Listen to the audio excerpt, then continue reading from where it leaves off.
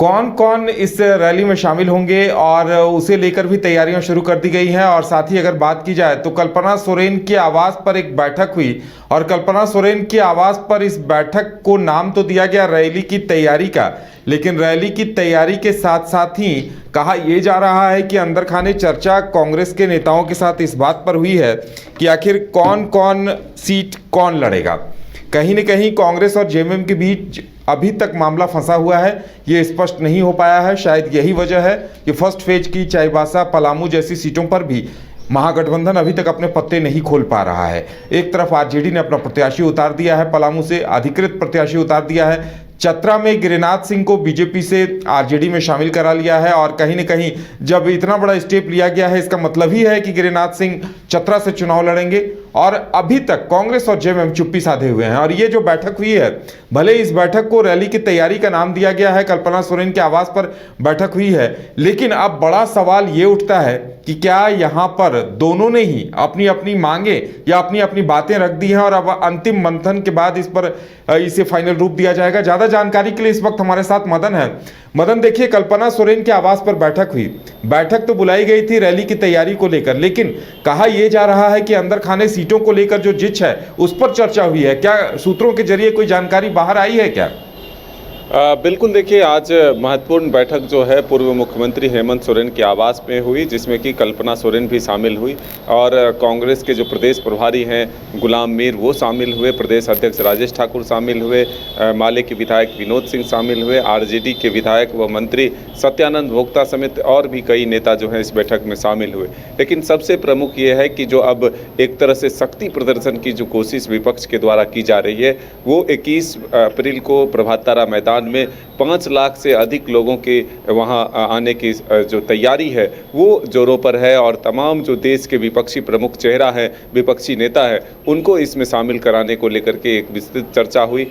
साथ ही जो अब तक लोकसभा चुनाव को लेकर के सीट शेयरिंग का फॉर्मूला और जो उम्मीदवार के नाम में देरी हो रही है, इसको लेकर के भी मंथन। हालांकि जो नेता उस बैठक से निकले वो सीधे तौर पर इस पर बोलने से बचते रहे, लेकिन उन्होंने कहा कि जरूर जब नेताओं की बैठक होती है, जब मुलाकात होती है तो राजनीतिक बातें ही होती है, तो ऐसे में सीट शेयरिंग को लेकर के भी बातचीत हुई है। अब देखना होगा कि जो जिद चल रहा है आरजेडी के द्वारा, जो 2 सीट पर दावेदारी की गई है, चतरा और पलामू पर, इसमें से क्या कांग्रेस दोनों सीटें अब आरजेडी के खाते में ही छोड़ती है या फिर किसी एक सीट पर अपना उम्मीदवार देती है। लेकिन ये तय माना जा रहा है कि आरजेडी ने दोनों सीटों पर अपने उम्मीदवार तैयार कर लिए। पहले तो पलामू के उम्मीदवार के नाम की घोषणा भी कर दी, उन्हें प्रत्याशी बना दिया। वहीं दूसरी तरफ आप देख रहे हैं कि जो आरजेडी में शामिल हुए हैं बीजेपी छोड़कर, उनको भी एक तरह से आश्वासन जरूर दिया गया है गिरिनाथ सिंह को उम्मीदवार बनाने को लेकर। तो ऐसे में अब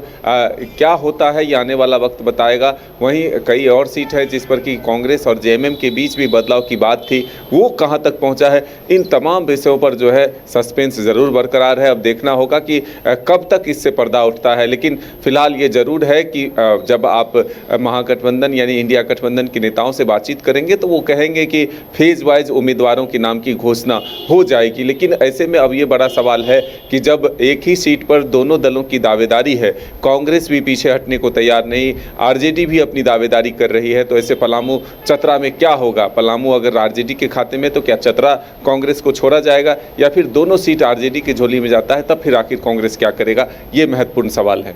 बिल्कुल मदन, और रांची सीट की बात की जाए, चूंकि रांची तो खैर कांग्रेसी लड़ती आई है, लेकिन प्रत्याशी कौन होगा? बन्ना गुप्ता को लेकर नाम अब आ रहा है और बन्ना गुप्ता भी कह रहे हैं कि टिकट मिला तो चुनाव लड़ेंगे, यानी लगभग उनका नाम तय माना जा रहा है। उसी तरह चाईबासा पे लगता है बात नहीं बन पाई है। गोड्डा पे भी कहीं न कहीं चूंकि संथाल जेएमएम का गढ़ है, तो गोड्डा पे भी जेएमएम की तरफ से मांग की जाने की बातें सामने आ रही थी, लेकिन वो भी कांग्रेस प्रत्याशी देती रही है। 3 प्रत्याशी हैं।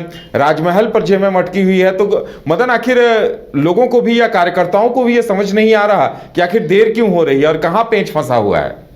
बिल्कुल देखिए, उसी चीज़ को दूर करने की कोशिश हुई, एक सामंजस्य बैठाने की कोशिश हुई और इस रैली के बहाने ज़रूर एकजुट हुए तमाम नेता एक जगह बैठे और जो विस्तृत बातचीत है वो तमाम राजनीतिक परिस्थितियों पर हुई, सीट शेयरिंग से लेकर के उम्मीदवार के चयन तक को लेकर के और 14 के 14 सीट कैसे इंडिया गठबंधन के खाते में जाए, इसको लेकर के एक विस्तृत चर्चा जो है इस बैठक में हुई है और इसकी अध्यक्षता जो है एक तरह से कहें तो कल्पना सोरेन ने की है। तो यह हम कह सकते हैं कि आने वाले दिनों में एक विपक्षी एकता के साथ साथ चुनावी मैदान में किस तरह से मजबूती से उतरा जाए, इसको लेकर के आज मंथन हुई है। चलिए मदन, हमारे साथ जुड़ने के लिए और तमाम जानकारी देने के लिए आपका बहुत बहुत धन्यवाद।